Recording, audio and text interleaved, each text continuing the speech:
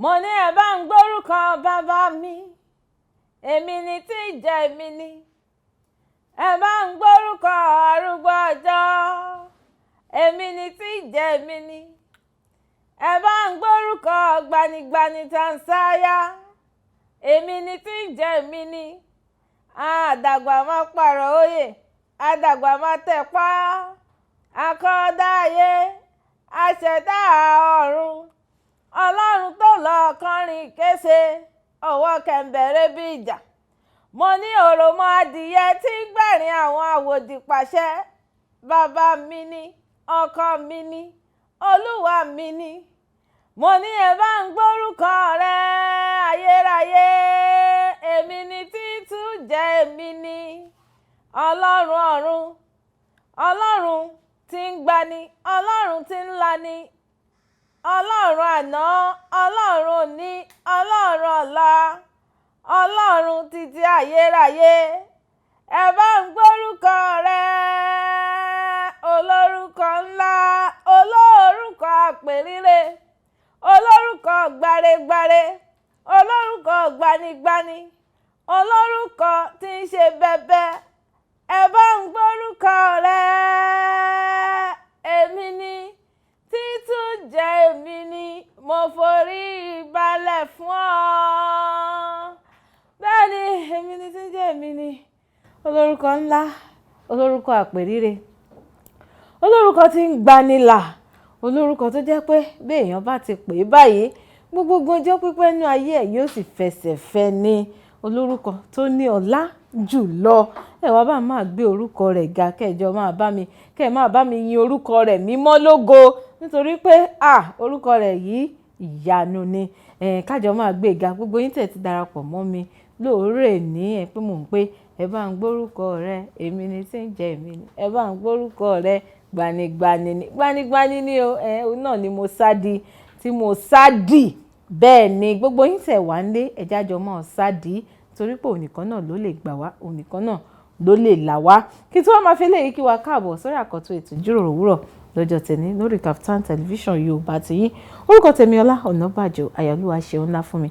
Aláṣàkẹ́ ti yín gangan tí ò kọ́ mọ̀, another Àṣàkẹ́ is a counter is a counterfeit. Kí ló ń ṣẹlẹ̀? Ẹ ti mọ̀ pé tí n bá ti dé báyìí, èmi àti àwọn àlejò pàtàkì náà lájọ máa ń dé.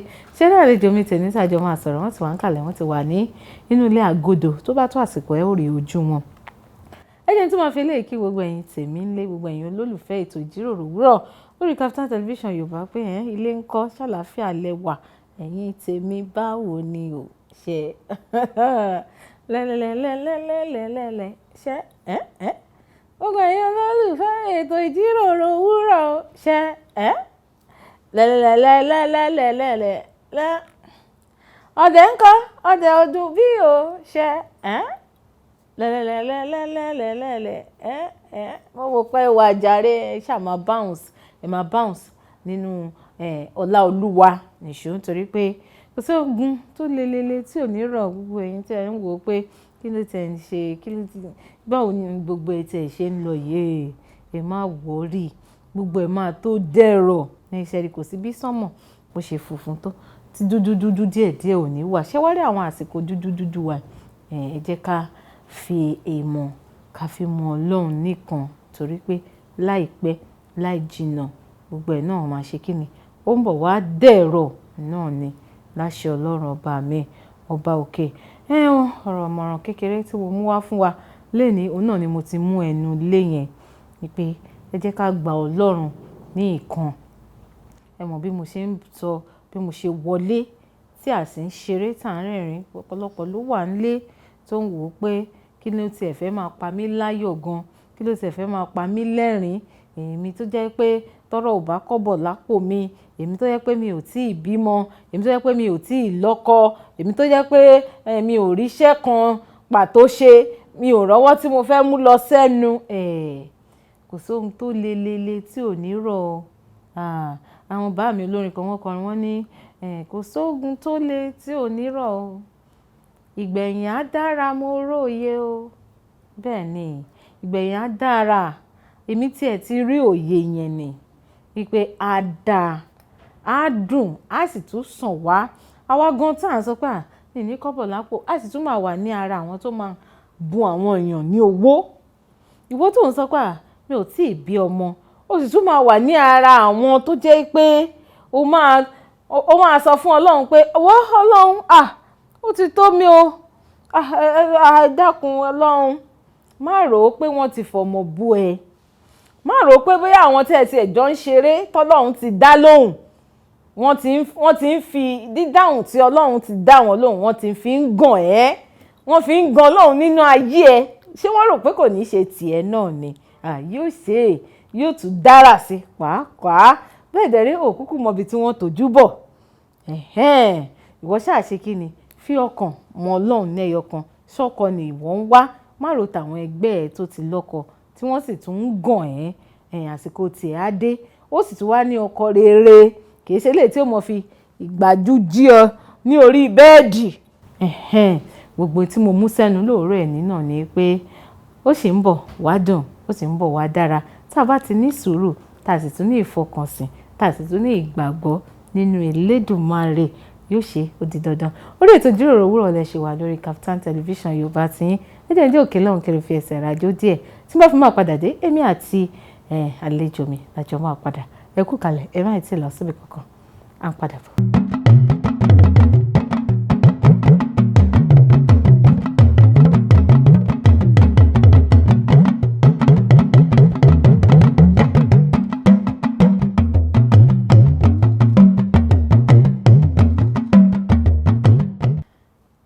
Padà sórí ètò ìjíròrò òwúrọ̀ lórí Kaftan Television Yorùbá tiyín. Fún àǹfààní ẹ̀yin tẹ̀ṣẹ̀ ń darapọ̀ mọ́ mi, ẹ̀yin tẹ̀ ṣẹ̀ṣẹ̀ darapọ̀ mọ́ wa. Mo sọ fún alẹ́ ẹ̀kọ́ mo ní orúkọ Tèmilọ́lá Ọ̀nàbàjọ, aya Olúwa ṣeun ńlá fún mi, aláṣàkẹ́ tiyín gangan tí ò kọ́ mọ̀. Bẹ́ẹ̀ dẹ̀ rí àlejò mi, wọ́n ti wà ń kalẹ̀, wọ́n ti wà ń digbí. Ìyá wa ẹ káàbọ̀ sórí ètò. Ẹ ṣeun gan-an, ẹ kúlé. Ẹ rọra mà, ṣé dáadáa lẹ dé? Àdúpẹ́, ṣẹ́yìn náà wà alright. Àdúpẹ́ mà. Ẹ wo ojú yín ó ń dán. Seriously. Orí mi wú o, ẹ mọ́ lagi mọ́. Calm down. Kiri calm down. Ó dà bẹ́ẹ̀. Ẹ ṣeun ìyá wa, ẹ jẹ́ sọ pé ẹ ṣe mà. Ẹ̀yin gan-an ṣe lẹ̀ ń dán gbinrin. Ẹ ṣe gan-an. Ẹ ra mà, ẹ tún káàbọ̀ lẹ́ẹ̀kan sí. Ẹ ṣe gan-an. Ẹ̀yin ará ilé ti rí ojú ìyá wa, ẹ ti rí bó ṣe máa lọ lórí ètò lẹ́nìí. Ẹ ti rí pé ọwọ́ ẹ̀rín owó àwàdà òun náà la bá wọlé. Inú ilé wa kúkú máa dùn ní láṣẹ Ọlọ́run ọba kò ní kàn. Ẹ jẹ́ wá fún ìyá wa ní àǹfààní kan ṣe àfihàn ara tán fún wa. Ìyá wa, ẹ bá mi ṣe àfihàn ara yín fún àwọn ará ilé. Okay. Ẹ̀yin ará ilé ẹ kúlé o. Wọ́n ní yẹ sí mọ́. Ẹ má bínú pé orúkọ tí mo fẹ́ gbé kalẹ̀ orúkọ English ni o. Orúkọ mi ń jẹ́ Betty Rubeni. But tabaníkà wo láti ibi tí mo ti wá, Ṣínà yẹn lórúkọ Ìgbò mi. Ọmọ Ìgbò ni mí. Yes. Ọmọ Ìgbò tí ń pòwe. Nígbà mo kọ́kọ́ gbọ́ Betty Rubeni mo pa ẹ̀yin tí jẹ́ kí n mú sùúrù. Mo tún gbọ́ Ṣínà yẹ ẹ dóná. Ẹ sì gbọ́ Yorùbá sì dùn lẹ́nu yín dáadáa báyìí. Ọlọ́run ló mọ bó ṣe ń ṣiṣẹ́ ẹ̀. Ẹ̀rọ lọ. Igbo ni daddy, then Edo State ni mom sì wà. So ẹ mọ̀ pé àwọn Edo oníbọ̀ṣe máa ń fẹ́ kọ́ máa bẹ́ẹ̀ ni. So maybe àti bẹ̀ ló ti. Àbí wọ́n bí yín sí ìlú Èkó ni. Yes, Èkó ló bí mi sí. But ibi tán bí mi sí l'Èkó kò sáwọn Yorùbá ń bẹ̀. So that's the reason tí mi ò lè sọ pé but maybe I don't know. Ọlọ́run nìkan ló yé. Ó dà bẹ́ẹ̀. Ó wù mí náà kí n tiẹ̀ gbọ́ èdè Ìgbò. Ṣùgbọ́n tó bá ti kọjá bí a neighbor ìtúgbọ́ èmi mọ̀ díẹ̀ náà ni ó wù mí kí n gbọ́ èdè òun kí n dẹ̀ lè sọ dáadáa. díẹ̀ ni díẹ̀ ni ẹ ṣáà ti gbé ẹyọ kan yẹn. mo gbọ́ bíà o bíà pé ẹ wá àbí. No, ó tún jẹ́ something about èdè ó tún jẹ́ about association. Lẹ́kọ̀ọ́ ń sìn àwọn Yorùbá lọ́kùnbí. And then if you are even meeting an Igbo person most times àwọn náà wọ́n gbọ́ Yorùbá. So it's only time tó bá jẹ́ pé a fẹ́ sọ àwọn nǹkan kan tó jẹ́ pé a fẹ́ kí the other person gbọ́ la máa sáré sọ Igbo or something. ẹ fẹ́ ṣe arúmọjẹ. Maybe. ẹ fẹ́ sọ wá nù. ó dáa ọlọ́mọ nọ́mbà lé during the week nǹkan kan ṣẹlẹ̀ níbi tí mo ti ń ṣiṣẹ́ this other colleague ó dé Igbo lòun ò tiẹ̀ gbọ́ kàn mí nínú Yorùbá so ó ṣàn bá mi rojọ́ yẹn ó bá mi rojọ́ then there's another lady another colleague yẹn ó ti ń bínú pé èdè tó ń sọ yẹn and for me kí n fi balance ẹ on a good day ó yẹ kí n máa sọ English so mo fẹ́ prove nǹkan kan sí lady kejì yẹn mo ṣàbẹ̀lẹ̀ sọ Igbo tán mo wá ń ṣàlàyé ohun tẹ́lẹ̀ yìí sọ fún mi mo wá ń ṣàlàyé ẹ̀ fún ti Yorùbá yẹn nínú ẹ̀ wá tó dùn. a ti wò ó pé ìjàbí àrọ̀ mi ni wọ́n sì ń sọ báyìí àmọ́ ìyá wa ẹ jẹ́ sọ pé ẹ bá mi sọ gbogbo àwọn iṣẹ́ tẹ́ máa ń ṣe pátápátá fáwọn aráalé. All right. To start with, gospel artist ni mí. Olórin ẹ̀mí. Yes, gospel artist ni mí. Then I'm an event planner. Mo ń ṣe decoration, mo ń ṣe catering, mo ń ṣe Ankara crafts, mo ń ṣe bí àwọn gèlè, èmi ni cakes, èmi ni ká máa ṣe oúnjẹ fún party, a few other things like that. Then ẹ mọ̀ pé mo sọ fún àbúrò mi ní àná àbí ìjẹta about 15 years ago mo dẹ̀ sọ fún àbúrò mi mo ní ó máa dùn mọ́ mi pé kóun náà kọ́ṣẹ́ but gbà yẹn ó dàbẹ́ ni pé kò make sense ó ti ń kọ́ṣẹ́ yẹn náà o but ó wá dàbẹ́ ni pé ó ń wò pé bẹ́ẹ̀ kí ni mo fẹ́ fi ṣe ṣe so I'm telling you those times mo fi ń sọ yẹn èmi ti bẹ̀rẹ̀ àti máa kọ́ṣẹ́ aṣọ rírán ilé máa wà lára the first set tí mo rán. tailoring. Yes so mo wá sọ fún òun wá ní pé ṣebí tailor tí mo kọ́ yẹn ti wà okay mo ní no mo ṣe bẹ̀rẹ̀ ni o wọ́n ní ó ṣàárẹ̀ ni so àná yẹn mo sọ fún pé kí ni tí mo sọ lọ́jọ́ yẹn ibi tí gbogbo ẹ̀ ń lọ báyìí sìn o ò kọ́ṣẹ́ o ò kàwé o ò ṣe nǹkan kan àwọn tó ń kọ́ṣẹ́ gan ìmí tán maybe just around decoration pé you are into decoration nìkan for the past how long n sì kò síṣẹ́. kò sí iṣẹ́ decoration. tọ́mátì ẹ̀ wá pọ́n fẹ́ ṣe decoration ìnákùná ló máa ná. bẹ́ẹ̀ni. so tí o bá lọ ní any other thing to support yourself by this time with the way the economy is going especially in this part of the world kólúwẹ̀ má lọ jalè ni gbà tí mo ń bọ̀ mo wà lọ́nà mo rí tó bíi àwọn tó ń tọrọ owó bíi 10 at the same spot mo wá wò pé ok ìgbà tí gbogbo wa ń dájọba ẹ sì máa wò pé ilé ò gé lápá kò gé lẹ́sẹ̀. kankan ò ṣe wọn àfàdúrà yìí wọ́n ṣàn ṣàdúrà mo wá ń ronú just close by you here gbogbo owó tẹ́ ti make tó bá tiẹ̀ jẹ́ 1 bag of pure water. pure water kẹ́ máa fi tà á. the same thing now 10 naira ló ń ta pure water if I'm not before it used to be 5 naira. Now I don't understand the calculation of pure water but I think ìgbà yẹn ó dàbẹ́ ni pé if you buy a bag you will gain same amount you invested to buy the bag. bẹ́ẹ̀ni. so tó bá ti rí bẹ́ẹ̀ why can't we do those things. ìgbà yẹn máa ní pé àti bí ẹ lójú kòkòrò iṣẹ́ máa dẹ̀ máa wò wọ́n pé I don't know what was leading me to it but mo kàn feel pé just 1 or 2 won't be enough. bẹ́ẹ̀ni ní àsìkò tá a wà yìí. angle tèmi tún wá wà tó jẹ́ pé mi ò ń ṣe secular artist gospel ni mí. Now if you are inviting a gospel artist tó bá ní how much will you take ìgbà tí ìwọ náà bá ní okay give me 200,000. èmi màmá 200,000 ọmọ bínú and ṣe fẹ́ fi góòdì kọrin ni. ó dẹ̀ ti jẹ́ pé a ti misrepresent nìyẹn.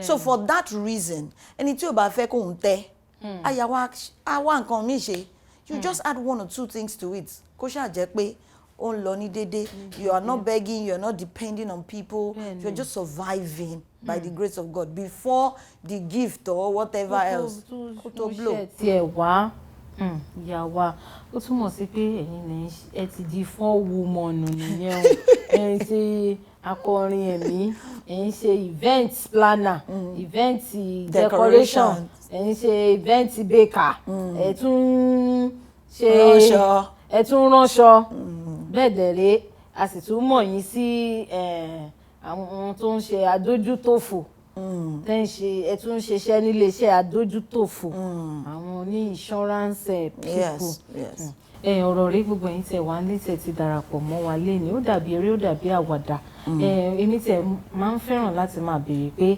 irú obìnrin wo gangan ló jẹ́. Nígbà tá a bẹ̀rẹ̀ ètò yìí mo ṣàlàyé kékeré kan fún wa, mo ní ṣé obìnrin tó jẹ́ pé bọ́kọ rẹ̀ ò bá tíì fún ọ ní tọrọ kọ́bọ̀ ìwọ náà ò lè dá ọwọ́ yọ lápò ara ẹ̀. Ẹ sì wá tún ríbi tí ọ̀rọ̀ ọ̀hún tó tún ti bá yọ ní àsìkò tá a wà yìí, ìyá wa rèé, wọ́n sì ní iṣẹ́ tó pọ̀. Ó dá mi lójú pé tí eléyìí ò bá mówó wọlé tọ̀hún á mú wá, tí decoration event ò bá mú wọlé, àwọn tí ó rí Aunty Betty ọmọ mi fẹ́ ṣe birthday ẹ bá mi ṣe kéèkì, wọ́n á mówó wá. Tí oníkéèkì ò bá mówó wá, Ọlọ́run ó fi sí pásítọ̀ kan lọ́kàn tí ó rántí Aunty Becky pé Aunty Becky mọ̀ sí mọ orin ikọ̀ dáadáa bí Aunty Becky bá mú microphone ó máa gbọ́ dàdí bí Aunty Becky ó ṣe dàdí ni wọ́n tún ṣe Elédùmarè ọba àjíkí ìyún wọn tún mú owó wá sí apá ibìkan. Àwọn tí adójútòfò dẹ̀lélẹ̀ nígbà Aunty Becky bá ti gbé báàgì tí wọ́n lè súnmù lọ́jọ́ Monday tí wọ́n close lọ́jọ́ Jímọ̀ nígbà oṣù bá parí wọn ní sọ pé Aunty Betty kò sí owó oṣù. Ó túmọ̀ sí pé ẹ jẹ́ kí a máa fi ọwọ́ wa ká máa fi mú iṣẹ́ ṣe àwa ìyàwó ilé, àwa tá a jẹ́ obìnrin, ẹ má jẹ́ ká máa ṣe ọ̀lẹ. Aunty Betty Ọlọ́run máa bá mi fi agbára kún agbára fún yín láṣẹ Ọlọ́run ọba mi ọba òkè. A máa wá tẹ̀síwájú nínú ọ̀rọ̀ tá à ń sọ bẹ́ẹ̀ ṣe bẹ̀rẹ̀ iṣẹ́ orin ẹ̀mí bí ẹ ṣe bí iṣu ṣe pa bí ọ̀sẹ̀ ṣe kún à á tẹ̀síwájú ṣùgbọ́n a fẹ́ dé òkè lọ́hùn báyìí náà ká lè fẹsẹ̀ rájò díẹ̀. Orin wo lẹ fẹ́ ká lọ wò ká fi fẹsẹ̀ rájò ńlé? Orin Simi eléyìí tí orin bàbá Ebenezer Obey Àìmọ̀ Àsìkò. Àìmọ̀ Àsìkò tí Simi tí wọ́n tún kọ. Remix. Ó dá ẹ jẹ́ ká lọ wo Àìmọ̀ Àsìkò náà ni wọ́n pe àkórí ẹ̀. Jẹ́ ká lọ wo Àìmọ̀ Àsìkò láti ọwọ́ Simi ká fi fẹsẹ̀ rájò ká fi sinmi díẹ̀. Tí a bá padà dé a wá tẹ̀síwájú ní ọ̀rọ̀ tá a sọ. Ẹ kú kàlẹ̀ máa ti lọ síbi kankan. Wọ́n padà bọ̀.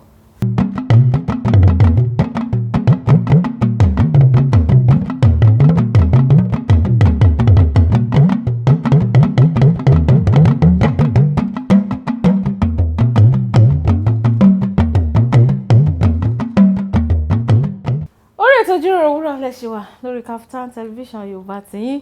Èmi àti àlejò mi náà lájọ ń jíròrò lóòrè ní wọ́n sì ń bá wa sọ̀rọ̀ bẹ́ẹ̀ dẹ̀rẹ́ ibi tá a ti ń bára wa sọ̀rọ̀ àtúngbára wa níyànjú àárẹ̀ ẹyọ kan tàbí méjì mú. Àlejò mi wọ́n ṣe wà ń kalẹ̀ wọ́n ṣe wà ń digbí. Ẹ kú kalẹ̀ mà. Ẹ ṣeun gan mà. Ẹ rọra mà. Ẹ ṣe o. Kó tó di pé a lọ sílé agbára lẹ́ẹ̀kan tá a lọ sinmi díẹ̀ mo sọ pé tá a bá fi máa padà dé èmi àti ń ṣe máa sọ̀rọ̀ ẹni ẹ jẹ́ olórin ẹ̀mí iṣẹ́ orin ẹ̀mí nítorí ẹ ti ka iṣẹ́ tó pọ̀ rẹpẹtẹ tẹ́ ẹ̀ ń ṣe. Èmi tẹ̀ wá fẹ́ lọ sọ orímọ̀ iṣẹ́ orin ẹ̀mí yìí pé báwo lẹ ṣe bára yín nídìí ẹ̀, báwo ló ṣe bẹ̀rẹ̀ tẹ́ ẹ fi mú lọ́kùnkúndùn tẹ́ ẹ fi mú bí iṣẹ́. Ó tiẹ̀ ti pẹ́ tí yẹn bẹ̀rẹ̀ náà. I think ó dàbẹ́ ni pé mo wà ní around 4-5 years ìgbà tí interest yẹn bẹ̀rẹ̀. Ìgbà yẹn tá bá lọ fún holiday lọ́dọ̀ grandma ó ní church kan tó wà lẹ́gbẹ̀ẹ́ wọn, church àwọn Ìlàjẹ yìí tó máa ń church àwọn mo ti gbàgbé ohun tán Ayétoro or something. So tá bá ti lọ síbẹ̀ ó ní báwọn people yẹn ṣe máa ń kọrin ẹ mọ bíi sound Comfort Omorigi. Bẹ́ẹ̀ni. Sound yẹn tó bá ń kọ báyìí ó máa ń move mi láti inú ilé màá ṣáà lọ síbẹ̀. So ṣáà continue bẹ́ẹ̀ yẹn grandma máa bínú pé mò ń bẹ́ kiri a small child and all that. So tá bá ti wá ṣe service tán wọ́n máa mú mi padà because tẹ́ bá rí mi ẹ máa mọ̀ pé ṣé lè ṣí bí ìwọ. Ó ṣì wọ̀ ni. Wọ́n ti máa mọ̀ pé kí n má lọ sọnù so wọ́n máa mú mi padà wá sílé mi. Tó ṣàyà grandma ṣáà wá fi mí lẹ̀ pé anytime tí bá ti wá kí n máa lọ síbẹ̀. So kíní yẹn bẹ̀rẹ̀ sí ni máa grow lọ́kàn mi. Tán bá ń play music nlé daddy like orin mommy náà like orin gan. So tán bá ń play music mo máa ń fọkàn sí gradually bí mo ṣe join children choir nìyẹn. Àti mo join children choir gbà tó yá lọ́jọ́ kan wọ́n ṣe lé mi dànù ní children choir nìyẹn o. Kí ló dé? Wọ́n ní mi ò mọ orin kọ. Àbúrò mi náà ó dẹ̀ wà ní children choir yẹn wọ́n ṣe retain nìyẹn tán gbọ̀n mi dànù nìyẹn. Kábíyèsí Ọlọ́run. Lọ́jọ́ yẹn tí mò ń lọ mo dẹ̀ ń ké because ohun mi. Kíni òun máa ń dùn wá láyé gbà hùn. èmi ni mo fa àbúrò mi lọ now the problem ohun tó ṣẹlẹ̀ ni pé tọ́ bá ti play kíní yẹn tán ní kí n kọ mo mọ sound yẹn lọ́kàn mi but àti project ẹ̀ kí n kọ jáde yẹn òun ni problem ó ṣe lé mi dànù yẹn mo ṣáà lọ kọ lẹ́tà sí senior music director ṣẹ́rí bí yẹn ṣe wò mí lélẹ̀ ní kíní rádù rúbùtù kí ló wá kiri but as God will have it mo ṣáà bá wọn ṣe choir rehearsal for almost 2 years pàtó yá lọ́jọ́ kan ló ṣáà ní pé kí n bẹ̀rẹ̀ sí ní máa kọrin. ẹ jẹ́ kó ṣàtúnjọba wa kún jọ. gbogbo wọn máa dúró báyìí wọn máa tò máa wá rí báyìí láàrin wọn bí mo ṣe bẹ̀rẹ̀ nìyẹn so gradually wọn ráyè èmi máa lọ síbi iṣẹ́ èmi máa lọ sí máa ṣe èmi ìfẹ́ ṣe wàyẹ́ kí nǹkan kan bẹ́ẹ̀mi náà ṣe ń rí space nìyẹn díẹ̀díẹ̀ so tó bá yá màá ṣà lọ sí church màá lọ tò àwọn equipment màá tò drums màá tò gbogbo ẹ̀ pàtó tún yá mo tún mú sweeping of the church mo mú mọ́ kó ṣàjẹ́ pé gbogbo ẹ̀ ń lọ pàtó yá lọ́jọ́ kan mo kàn pray mo ní ìwọ lọ́hùn fún èmi náà lóhùn kí n máa kọrin so that màá lè máa fi yìn ẹ́ lógo. gbàtọ́ lọ́ọ́ máa gbọ́ àdúrà yẹn lọ́jọ́ kan báyìí mo gbá church tán mo tò àwọn set yẹn mo tò chairs mo jókòó síbẹ̀ ní pásítọ̀ kan bá wọlé dé ìgbà yẹn youth president yẹn ni kò ń ṣe pásítọ̀ ó ṣe wọlé dé nìyẹn o ló bá ní ó ṣàn wò mí pàtó yá ó bá ní èmi ni máa lead praise worship ṣẹ́rí ó dàbẹ́ ni pé ẹ̀mí mi fẹ́ fò dànù praise worship bíi ti báwo how do I go about it but mo ṣàfagídí ṣe ọlọ́run ṣàfún mi ṣe ìgbà tó tún máa yá ó tún wá bá mi wá whisper níbi tí mo ti ń kọrin tí mi ò tí ì bọ́nú yẹn wá bá mi ó ní pé èmi ni máa pe ẹni tó máa preach mo wá béèrè pé ta ló fẹ́ preach ó ní anybody tọ́lọ́run bá fi sí mi lọ́kàn ohun tí mo fi bẹ̀rù ọlọ́run nìyẹn as a small child ohun tí mo rò ní pé ṣe bẹ́ẹ̀ lẹ pè mí síta tẹ́fẹ́ kí n tẹ́ ẹ̀yin náà ni máa pè pé kó wá preach and originally mi ò mọ̀ pé àwọn ló yẹ kán preach mo ṣe pè wọ́n síta nìyẹn after that time bí mo ṣe bẹ̀rẹ̀ sí ni máa bá choir kọrin nìyẹn and from gradually it continued bẹ́ẹ̀ for a long time and then from 12-13 years old mo bẹ̀rẹ̀ sí ni máa get àwọn small ministration invitation àwọn churches tán wà lẹ́gbẹ̀ẹ́ church wa tán wà lẹ́gbẹ̀ẹ́ lé mo ṣe bẹ̀rẹ̀ nìyẹn and by the grace of God gradually mi ò tí ì jáde o but gradually I'm coming out. Yes. tẹ́ ẹ wá mú lọ́kùnkúndùn dáadáa yàtọ̀ sí pé ìgbà tí iṣẹ́ yẹn bẹ̀rẹ̀ tẹ́yìn gan wá mú professionally ìgbà wo nìyẹn lè jẹ́. That was 15 years ago. ìyẹn dàbí ọdún mẹ́ẹ̀ẹ́dógún sẹ́yìn. Yes, January tó kọjá yìí ló pé 15 years. Pé 15 years.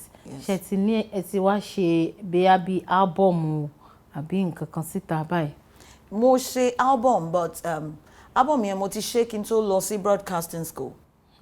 so ìgbà tí mo wá débẹ̀. ẹ tún sọ fún wa náà pé tún ṣiṣẹ́ sọ̀rọ̀sọ̀rọ̀ ẹ ti gbàgbé nígbà iṣẹ́ bá ti pọ̀ jù mo ti gbàgbé ohun tí mi ò ṣe sọ ni pé ẹjọ́ lóòótọ́ ètò ìjíròrò òwúrọ̀.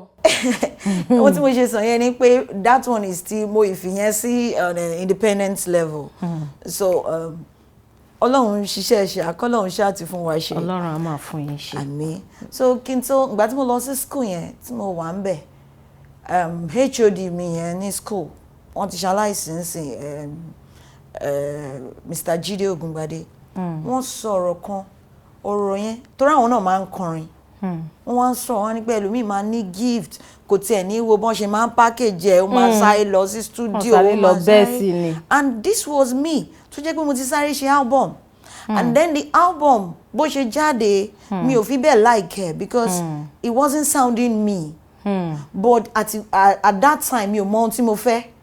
Just do album anything you play I will sing. But ìgbà tí mo wá lọ sí school yẹn and then I wá ṣe course kan I think wọ́n pè ní music and programming or something.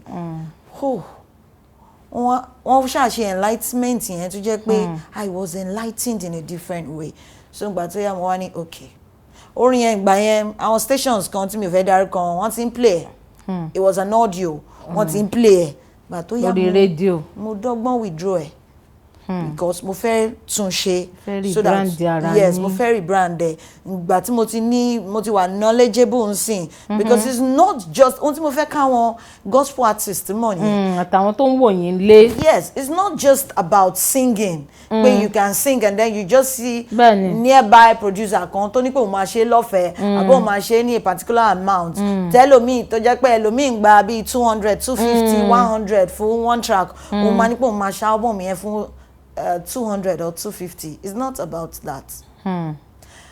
Tá bá ní pé a fẹ́ ṣiṣẹ́ yìí a lè ní pé track kan mo mọ̀ pé kò sówó èmi gan tí mò ń sọ̀rọ̀ mo ń believe Ọlọ́run pé k'Ọlọ́run lànà fún mi. Ó ṣe nǹkan bẹ́ẹ̀ ni. Tí producer kan bá ní pé òun máa ṣe orin kan ní 100 àbí 150 tórin yẹn dẹ̀ máa wà okay ó pay. Ju pé èèyàn rọra tó lọ máa ṣe mẹ́wàá ní 150 tí ò ní ní ìtumọ̀ lọ. I'm telling you ó pay ká máa drop reasonable songs single by single.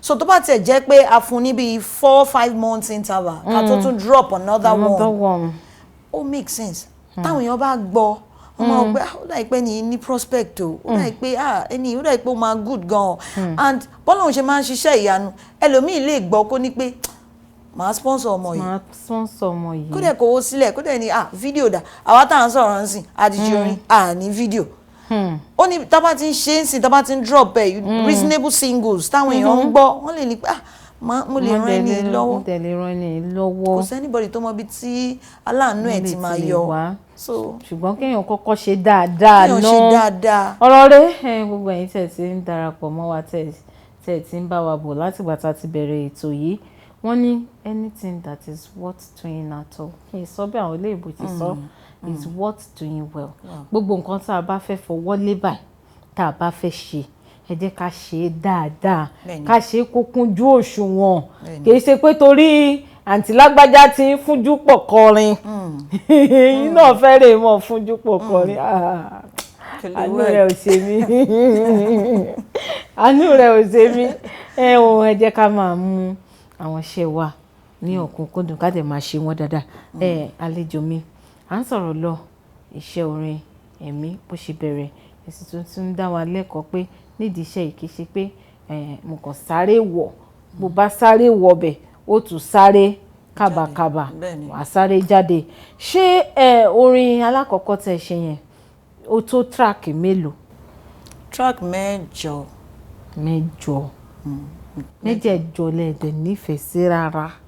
ẹ mọ̀ pé ó ní kò ṣe pé mi ò nífẹ̀ẹ́ sí wọn. bí wọn bóyá production. yes tí mo túmọ̀ sí tí mo ń bẹ̀rẹ̀ náà. so àwọn production yẹn ìmíì tẹ bá gbọ́ ìmí ò dàbẹ̀ ni pé wọ́n ti ẹ̀ tí mix ẹ̀.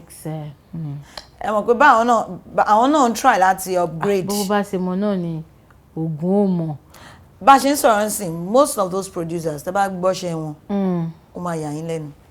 but those times wọn ò tí strong bẹ́ẹ̀ wọn ò tí jà gbangba tó. so tí n bá padà ń sìn kò ní jẹ́ the same result la máa ní eléyìí tún máa yàtọ̀ sí àwọn eléyìí tá a ṣe tẹ́lẹ̀. àlejò mi ẹ̀yin gan yẹn tiẹ̀ tí kọrin fún wa láti gbà tẹ́ ẹ ti dé ẹ jẹ́ agbóhùn yín ká tó lọlé agbára ẹ jẹ́ agbóhùn yín díẹ̀ ká tó lọlé agbára. orin wo tiẹ̀ ni máa kọ́ báyìí sí. èwo lẹ fẹ́ kọ ṣé ní single mélòó ló wà ńlẹ̀ báyìí. single lára àwọn singles mi. tẹ nílẹ̀ báyìí tó jẹ́ tuntun. a tó bíi bóyá bíi mẹ́rin àbí also sorry. ẹ lè mú mi torí kẹ́ ẹ bá lè mú mi náà la ṣe gbé ilẹ̀ ń bẹ a tó bíi mẹ́rin singles yín tẹ̀ẹ̀tì nílẹ̀ a tó bíi mẹ́rin mo fẹ́ kẹ́ ẹ kọ́ ṣùgbọ́n ẹ jẹ́ ká lọ dókè lọ́hùn náà kẹ́ ẹ lè farabalẹ̀ kọ́ dáadáa tá a bá fi máa padà dé jẹ́ tún fún yín láǹfààní orin wo lẹ fẹ́ ká lọ wò nílé ká fífi ẹsẹ̀ rájò. Ire Adékúnlé Gold. Ire ó dà pé mọ̀lẹ́bí àwọn Simi àti Adékúnlé Gold ní àlejò mi o wọ́n ní ká rè wèrè ní tiẹ̀ èmi pàápàá mo fẹ́ràn orin rẹ̀ mo fẹ́ràn orin rẹ̀ wọ́n ní ká lọ wo Ire láti ọwọ́ Adékúnlé Gold tá a bá padà dé ohun ti sísítà mi gangan náà lè máa kọ́kọ́ gbọ́ ẹ kú kalẹ̀ má ti lọ síbi kankan á ń padà bọ̀.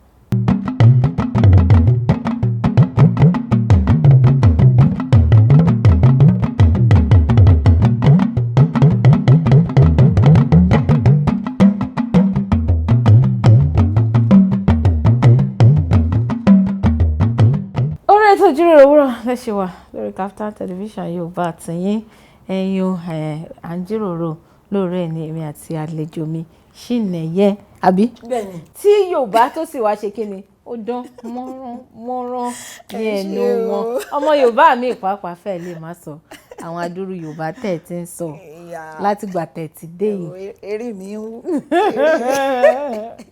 Ó dà bẹ́ẹ̀ ó jàre mo ti ṣèlérí kan fáwọn ará ilé ká tó lọ sílé agbára lẹ́ẹ̀kan pé tá a bá fi máa padà dé báyìí ohùn yín la máa gbọ́ bóyá ká gbélé láti bẹ̀.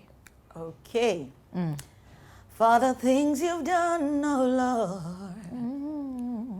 I am grateful. Oh. For the many things you will do.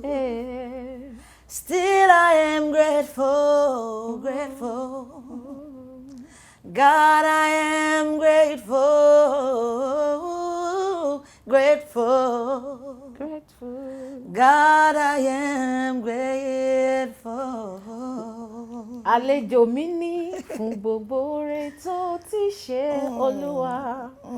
Mo wá dúpẹ́. Yes. Fún gbogbo oore tó máa ṣe. Mo tún dúpẹ́. Fún gbogbo àánú tó máa fi wá wá rí. Yes, Lord. Àwa dúpẹ́. Àwa dúpẹ́. Mo try. Mo ṣe interpreter orin. Ẹ try gan. Mo yí padà fún ẹ̀yin tèmi ẹ ti mọ̀ pé lórí Kaftan television Yorùbá àwa ò fẹ́ràn ká púpọ̀ a mọ̀ ń sọ ìbò ṣùgbọ́n bá a bá ṣe sọ ìbò òun náà láṣẹ túmọ̀ ẹ̀ ẹ ṣe ìyá wa more inspiration more knowledge lágbára Ọlọ́run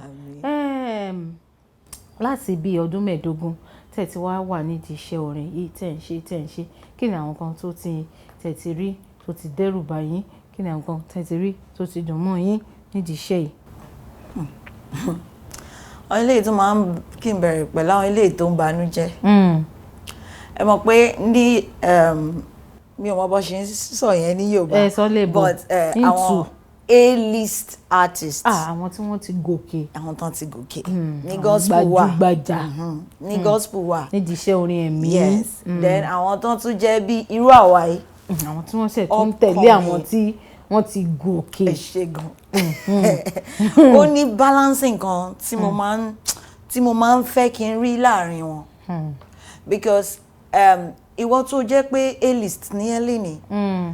In another 1 or 2 years, àmọ́ ohun tó máa ṣẹlẹ̀ sí career ẹ̀. Bẹ́ẹ̀ ni. Ìgbà míì ó pè bó ṣe ń climb kó wẹ́lòmíì tó máa mú tira. Tó máa fà dání lọ́wọ́. If not, ìmíì ti dókè. Ohun tó ń ṣe wọ́n sì ni pé wọ́n kàn wá ń bẹ̀ wọn ò ní relevance. Bẹ́ẹ̀ ni. Tó bá lọ jẹ́ pé bó ṣe ń lọ yẹn wọ́n ń fa àwọn ẹlòmíì náà pé. Bẹ́ẹ̀ ni. Àwọn èèyàn ò tí mọ̀ mi. But tí n bá fẹ́ ṣe program mo mọ reasons tí mo fi máa ń kó àwọn upcoming tó mo mọ̀ pé àwọn náà wá platform. Bẹ́ẹ̀ ni. So owó tí máa ní pé mo fẹ́ fi lọ gbé A-list ńlá kan tó ti rí ṣe máa ya wá àwọn upcoming kan. Bẹ́ẹ̀ ni. Tó jẹ́ pé tí n bá pín owó yẹn fún bí àwọn 8 inú wọn máa dùn wọ́n máa wà encouraged. Bẹ́ẹ̀ ni. Ohun tí mo fi ń ṣe nìyẹn. So ohun tó ń bà mí nínú jẹ́ ń bẹ̀ ni pé kọ́ máa ronú pé kò sẹ́ni tó máa ní stardom. Ìgbà 10 ló ní ilé ayé. Bẹ́ẹ̀ ni mo. Ẹnìkan ò lólé ayé gbó. Ẹ̀mí ìṣòǹlẹ̀. Kọ́ máa rò ó díẹ̀díẹ̀. Ìgbà míì gan tá bá lọ fún programs wọ́n máa ń ṣe fún mi gan. Tá bá lọ fún programs tán ti wà ń bẹ̀ tó jẹ́ pé bóyá èmi nìkan ni upcoming. Tán máa ti rí mi yẹn wọ́n á máa sáré sọ fún àwọn organizers pé àwọn fẹ́ kọrin káwọn máa lọ. Báwo la ṣe máa grow?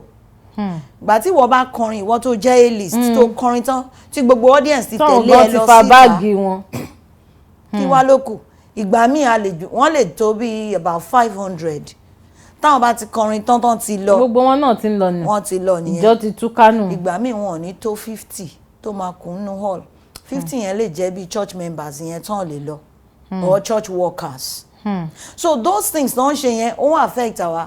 but ohun tó máa ń ṣẹlẹ̀ tọ́lọ́run fi gbógo yọ lára tiwa náà díẹ̀díẹ̀ ni pé àwọn 50 tó kù yẹn gbàtà bá wá ń ṣe worship yẹn tọ́lọ́run máa rìn láàrin wa tó máa ṣe miracles àwọn náà ló máa testify ní church gbàtà wa ti lọ tán wọ́n máa testify pé ìgbà tí lágbájá yìí ń kọrin o kíní kan ṣe mí níbí o Ọlọ́run dẹ̀ ti bá mi yọ ọ́ dànù o ìgbà míì tí bá ti padà tán bá ti wá invite mi padà tán bá ti ń ṣe àwọn testimonies yẹn ìgbà míì ẹ̀rù á máa bà mí pé báwo lọ́lọ́run ṣe máa ń ṣiṣẹ́ bẹ́ẹ̀ ni èmi tó jẹ́ pé ìgbà tí mo fẹ́ kọrin wọn tiẹ̀ tó 15 bí.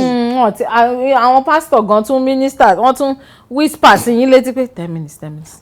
Ó lẹ́yìn ọkàn tó ṣe fún mi ìgbà tí mo wà lábẹ́òkúta Jésù gbogbo àwọn ọmọ school wa wọ́n ti dé hall pé student wa wọ́n ti dé bí wọ́n ti pariwo great wọ́n ti ń pariwo bíi kíní bẹ̀ wọ́n ti ń wò pé superstar wa ní school àtọ́máyá tó máa pè mí MC bá ní please don't take more than 5 minutes please we have big artists they are all here ṣẹ́rí tó bá jẹ́ pé ẹni tí ò mọ ohun tó ń ṣe ni mí ni bó ṣe sọ̀rọ̀ yẹn màá ti faint.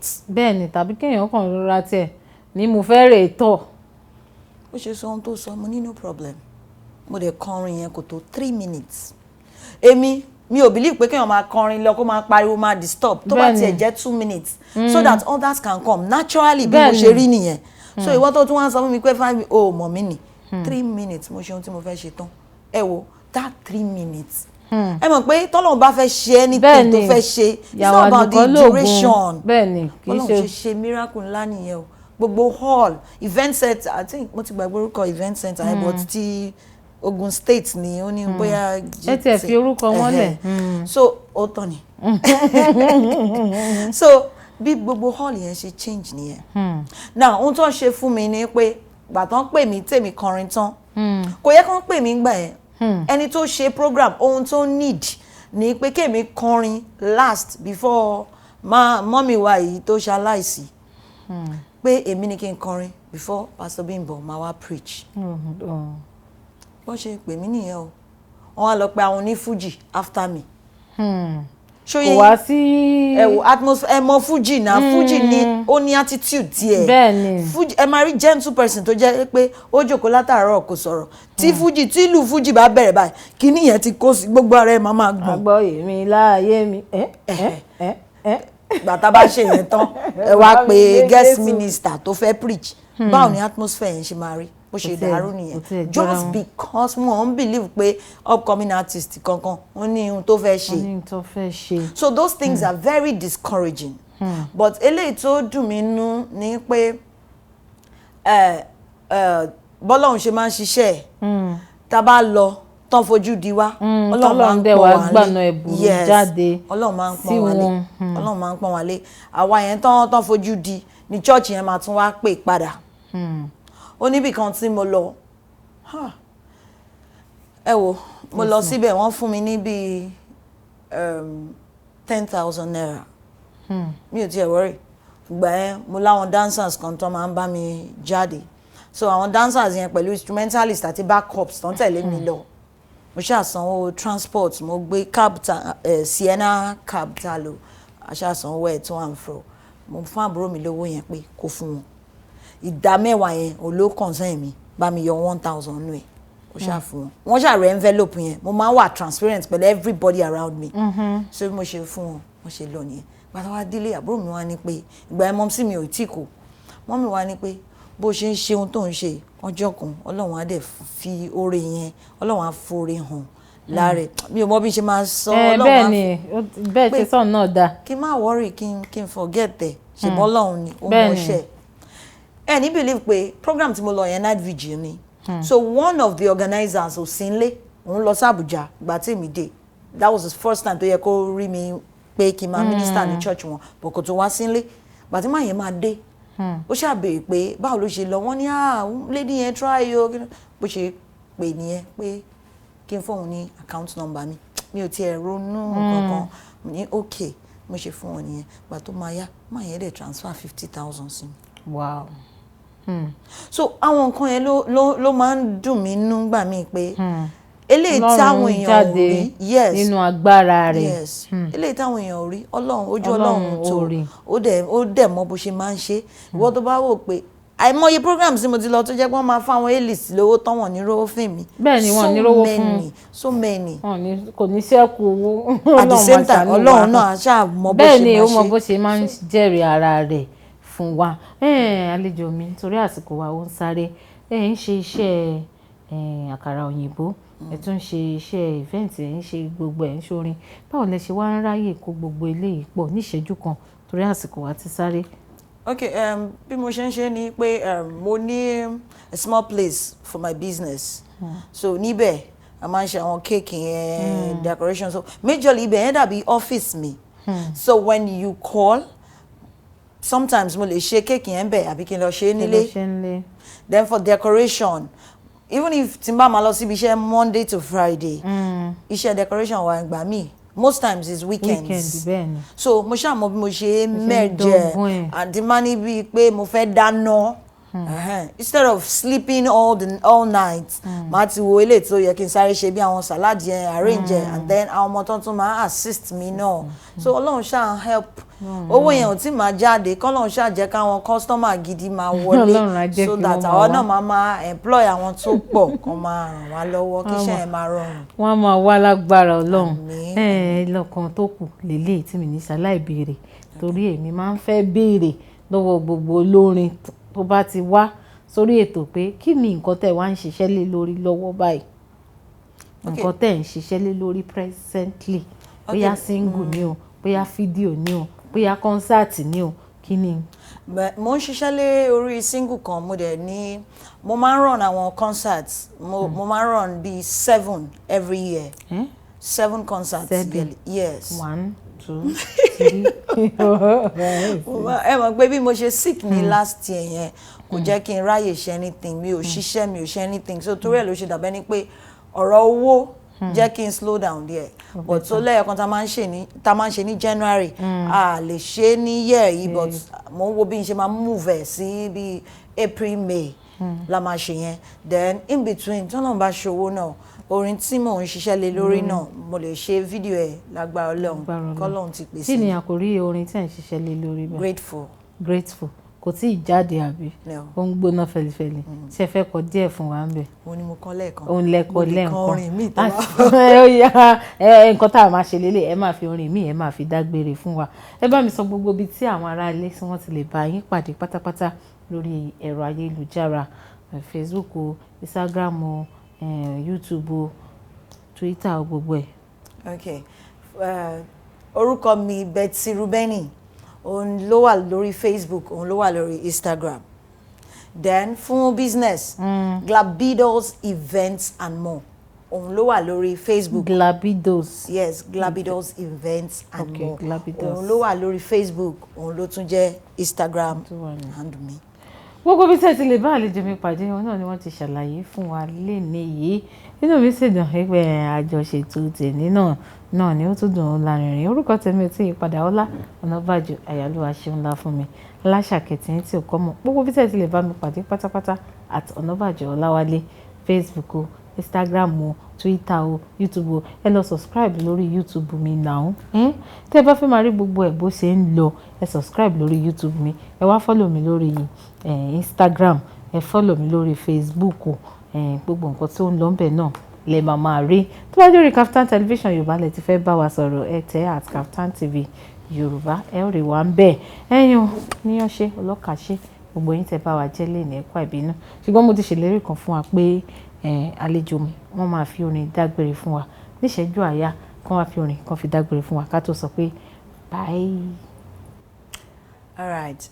It doesn't matter what you've been through. It doesn't matter what you're going through. If there is God in your case, He will turn it around for you. Turn it around for you. So I say, Iṣẹ́ Olúwa, kò lè bàjẹ́ o. Iṣẹ́ Ẹlẹ́dàá mi o, kò lè bàjẹ́ o. ẹ ṣe ìyàwó gbogbo tí ìyàwó ń sọ náà ni pé kò sí bí ohun tá à ń là kọjá bí ó ṣe le tó Ọlọ́run wà láàyè ó sì máa yí ọwọ́ aago padà fún wa bí a bá mi sọ fún ara rẹ pé bye bye káfíńrẹ́ pàdé. bye bye.